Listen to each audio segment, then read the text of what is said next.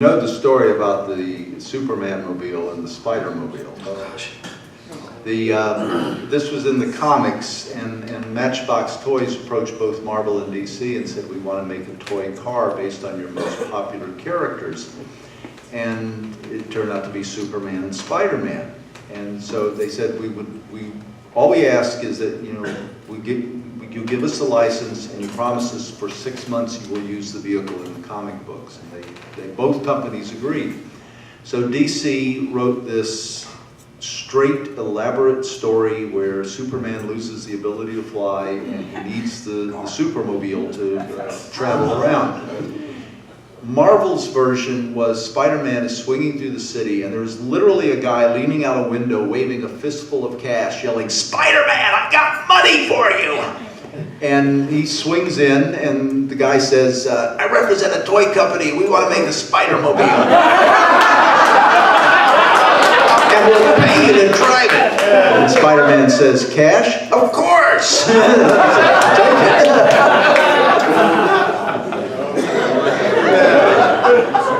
To add to that, if you guys have never seen the Supermobile before, the concept in itself is ridiculous as it is. It gets even more ridiculous when you see the giant fists that extend off of this flying car ship so that Superman can punch while he's in the car. So just enjoy that. I mean, that's Scott Shaw Oddball Comics, like, that's written for that. So it's pretty bizarre. I actually got a note from Stan once about adding the Spider-Mobile to the cartoon. Really?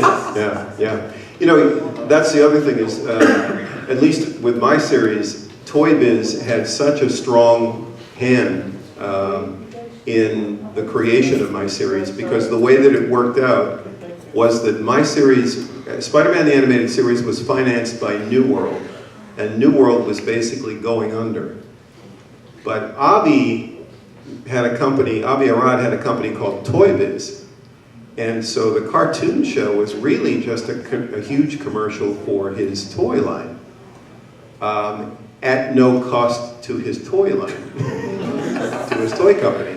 So we were kind of given the mandate that we could spend as much money as we wanted because it wasn't Toy Biz's money. But the person or the entity that was going to benefit the most from the show was Toy Biz. It was a very interesting situation. But we had a lot of conversations. I remember when I wanted to do Madam Web, for those of you who remember Madam Web at the very end of the series. Avi was not so keen on that because, as he said, I can't make a toy out of an old broad. And one of my proudest possessions is the Madam Web action figure that he ended up making out of the old broad. So, anyway. Larry, this question is for you actually, because we've had panels on the Spider-Man cartoon, we've had panels on the X-Men cartoon, we had a spotlight with Buzz earlier today. I want to talk about Fantastic Four. Oh, okay. All right. I personally love the Fantastic Four cartoon. I know the Marvel Action Hour doesn't get nearly the love that Spider-Man or X-Men got. What was it like for you to be working on a show where you're getting almost the ability to directly adapt Kirby stories? I mean, A Blind Man Shall Lead Them is one of the ones that really kind of sticks out for me on there, the Daredevil episodes. Yeah. So. No, what happened was I was working with the Lewalds on the X-Men show for 4 years, the first 4 years, and got approached by New World and Conti to do the Fantastic Four second season because the first season wasn't working out. First season was a disaster. Yes. Second season also has the way better intro too, so I have to, say it's. And so one of the things I talked to him about, so look, if I leave the X-Men to go to the Fantastic Four, I want to do the core stories. I want to go back to the basics which made the book work. And when they agreed to it, that was one of the conditions of me leaving the X-Men to go to the Fantastic Four. And so that's what we did. We went back to all the core stories of One Man Should Lead Them, and we went A Distant World where we met Johnny and Sue's father. And we did the Black Panther, the first Black Panther episode. And so that was very, it was very exciting, and it was very fulfilling. Is the word I was going to look for, because I was like on the X-Men where we went back and went for we adapted all the best stories for the X-Men and put it on the air. That's what we were doing on the Fantastic Four, and I was able to also talk with John Buscema in New York, and I had to do the model sheets for all the characters, so we got really good turns on all the characters. And I just went through and just started, you know, we did the Inhumans, we adapted the Inhumans episodes, and we tried to do exactly what Jack and Lee did. And we got some great voice actors. If you remember Worf from Star Michael Trek, Dorn. Oh, yeah. Michael Dorn, he was Gorgon in our episode. He was a great voice for that episode. Yeah.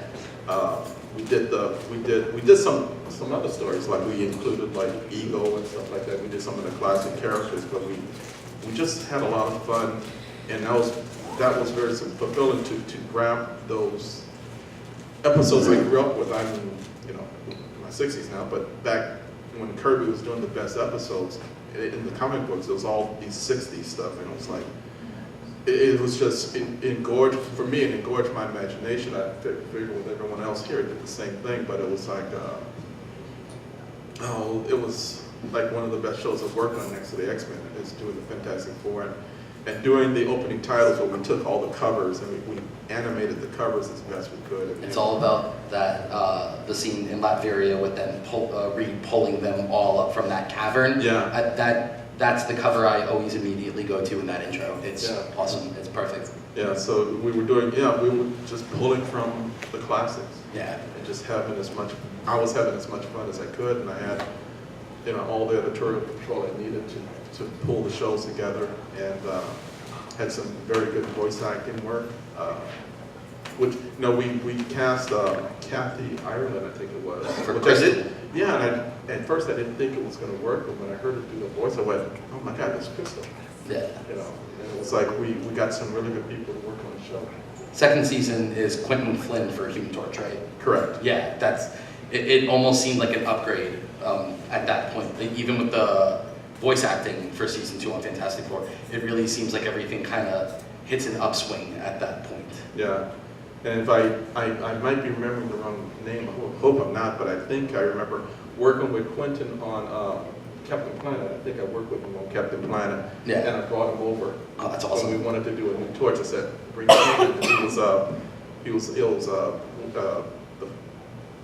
I can't remember his name now. Then. Oh, Wheeler. Wheeler. Yeah. Brought him over and put him on the show. So I was trying to do the best thing I could, best work I could on as much as I did on the FF, that I did on the X-Men, and tried to make it as entertaining to everyone here. And like I was telling other people who came to my desk, what I try and do is I try and remember what it's like to be a 9-year-old kid watching the show and trying to bring like 12 years of experience of working in the business of animation and combine it with what would a 9-year-old kid like, and put that in that type of enthusiasm and fun into the shows I've worked on. Yeah. And it's an intangible that's kind of hard to describe, but you know, if I'm working on a show and it feels right, that's what I try and do in all the shows I've worked on. Yeah, it was the same with me on Spider-Man. I had grown up with the character. So what I tried to do is recreate for all you guys what I had gone through with the original just awareness of the character. I probably got my first Spider-Man comic book with Spider-Man number 2 or 3 that I used to get in the train station on my way to school, the subway station.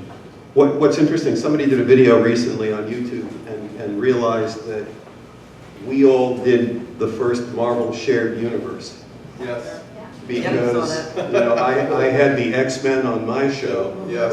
And Larry put all kinds of really great Marvel characters secretly into his show. And I had the Fantastic Four on my show too. We did. Oh, I that's did, right. yeah. That's right. You did. You know, so, and what's interesting is my show started before the Fantastic Four, before the Marvel Action Hour. Right. But then shortly after my show started production, they started the Marvel Action Hour. But that was the bad season. Right. That was bad. Yes. And I got into trouble recently online because I was talking about how I didn't want, speaking of voiceover actors, I didn't want Chuck McCann to do the voice of the Thing on my show because, you know, I thought that the Thing on that first season was just goofy. Yeah. And I was doing a more dramatic take on the characters. And then I guess when you took over, everything got better and Chuck really did a very good job, but I think Chuck always resented the fact that I never had him be on Spider-Man. You know, because all I had to go by was that first season, was really badly directed in so many ways. And, you know, when you have the Human Torch fighting the Submariner underwater, I mean, that just tells it. I was like, what are you doing? You know, it was so wrong. That was so wrong the first season. That also gives us a moment to reflect on the rare occasions when things come together. How many moving parts for any of us on any of the shows we've ever worked on, and that we're sitting here talking about shows that are fondly remembered, and the amazing thing is that they actually came together. Because so much of it is just the right people and the right... We've worked on those shows together that haven't quite gelled the way they might, and we worked on shows that have gelled, but there's a lot of intangibles, and it's... I'm not going to say luck, but there's something magical when it does happen. Yeah, it's the alignment of the planets. It doesn't happen very often, but when it does, you can get good shows out there that's entertaining for generations, you know. So for all of the panelists here, are there stories that you guys wanted to do on your shows, whichever shows it may be, that didn't get approved, and it was something that you really wanted to see happen, something that you thought would have resonated with the audience, or it just would have been cool? I had one more appearance with the X-Men, and it got nixed. I can't remember why. I think we ran out of episodes. I think that the way that I had blocked everything out, because I had this one long continuing storyline, I ran out of room. So I did want to have the X-Men back, and then I did do one episode that I have an outline for with Ghost Rider. And at that particular moment, you know, the politics of my show were very volatile, and the network was hating, you know, this one and that one. And right at that moment, Avi was running around talking about how he was going to do a Ghost Rider cartoon show for UPN, for the UPN network.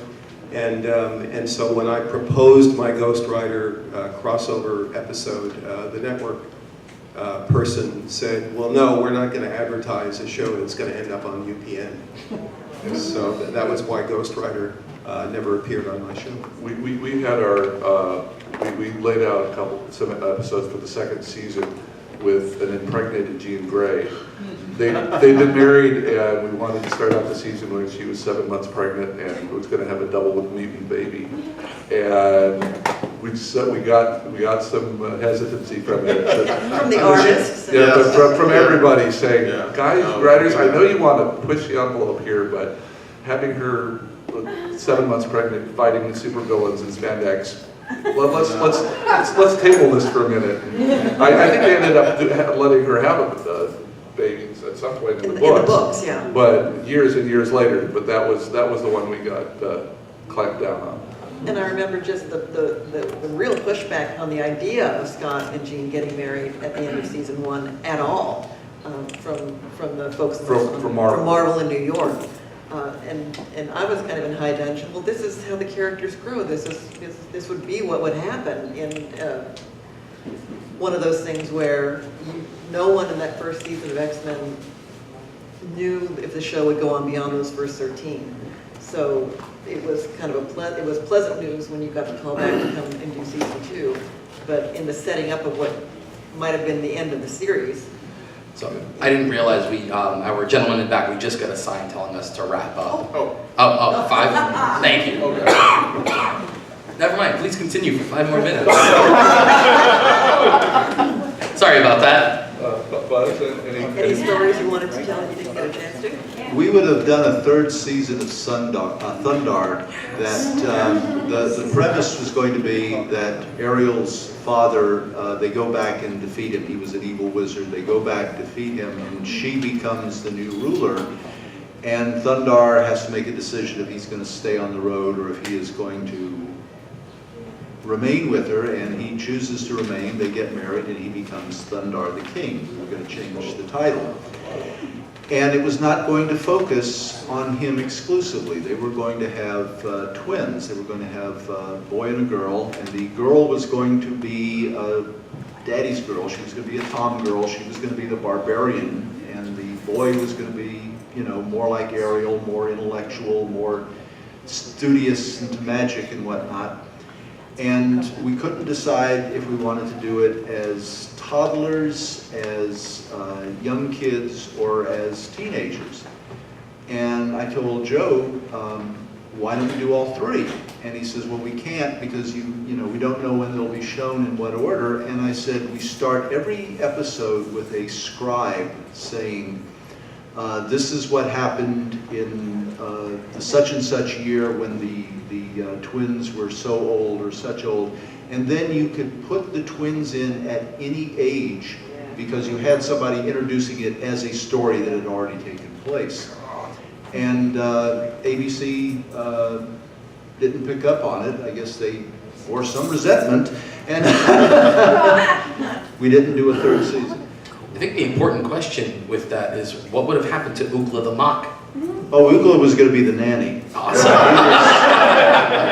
That was the idea. Ookla was getting ready to leave, and they would dragoon him into staying, and then once the kids arrived, then he's pretty much trapped. All right, so does any, questions from anybody at all? Yes. Questions? Where did Thundarr originate from? I always, when I saw it as a kid, it was like one of my favorite cartoons, and I think I had just saw Star Wars, and he had a glowing blade. If you were at the Spotlight on Buzz Dixon panel at 11 a.m. this morning, you would have had that answer. That was a cheap plug. You should have been there, Keevan. Let's do my own panel. Fair enough, I'm sorry. I should have been in your panel, I'm sorry. Look, it took place in 1995. What can I tell you? I have a question. What is, just being an X-Men fan, what was your favorite episode?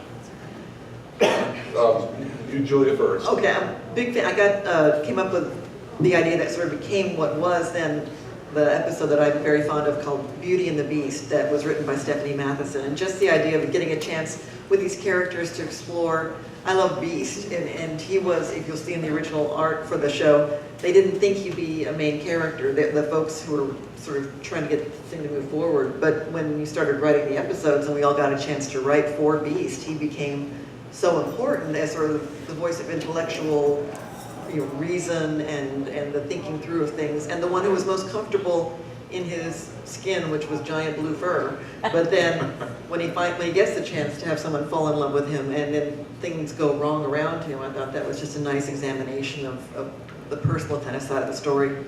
Yeah. And mine was One Man's Worth, because it was, the idea came to me with, obviously you steal from the best, but from It's a Wonderful Life and Bridge on the Edge of Forever. City on the Edge. City on the Edge of Forever. The idea that what one person means to the world can be astounding, and I thought that in creating the story, the idea of showing what would the world be like without the X-Men, what the X-Men mean to the world, and it all centers on the man that put them together and had the belief of making the team in the first place. So that, and it, as I understand it, ended up being a basis that Marvel used later for the Age of Apocalypse series. All right, the last one I'd say is, like, for me, it's two favorites actually. One was Time Fugitives Part 1 and 2 and Rogue Story, where we got a chance to do the backstory of Rogue and show how she got her powers and Ms. Marvel and stuff like that. In the Time Fugitives, it was one of the things I liked that it did in the show, because it was like, in Part 1, I actually killed the X-Men. Check the end of Part 1. Check the end of Part 1. And it wasn't in the script, and it didn't run it past the censors, but Apocalypse gets so pissed, kills him at the end of the shot. And then Part 2, when it comes back, circumstances change a little bit, so he's just peeved, and he just floats away, But those were very, I like those two, Rogue Story and Time Fugitives. Awesome. Well, we got the wrap-up symbol this time. So thank you so much, guys, for coming. And I want to give a big hand for our panelists. Thank you so much.